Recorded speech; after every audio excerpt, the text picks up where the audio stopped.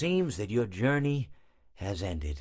Very sorry about that. It was always going to end this way, of course. If it weren't by me, it would have just been by some other, terrible thing. Just you could not imagine how terrible it would be. Just I get scared thinking about it. I'm glad it's not me. It reminds me of a time I was speaking to my good friend Orville. We were we were sitting on a park bench watching the pigeons. I was on the left, he was on the oh wait, was I on the right or left? Anyways, it doesn't matter. We were sitting on there watching the pigeons. And I said to Orville, "Friend, those birds are frozen." And he kind of looked at me like I'd lost my mind.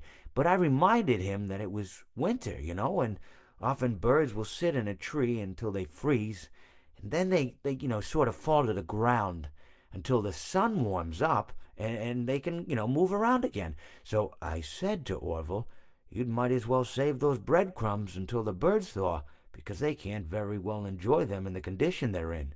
To which he asked what I meant, and asking what condition the crumbs should be in before he threw them to the birds, assuming that I meant the birds couldn't enjoy the breadcrumbs in the condition that the crumbs were in, when in fact I had meant the birds could not enjoy them in the condition that the birds were in, considering that the birds were frozen. So he took a moment and then threw his last handful onto the ground. I said to him, "Orville, why did you throw the breadcrumbs to the birds when I just told you they're frozen?" To which he responded, "The breadcrumbs are not frozen." Again, misunderstanding my words. I didn't mean to say that the breadcrumbs were frozen when I said I told you they're frozen. I'd been referring to the birds.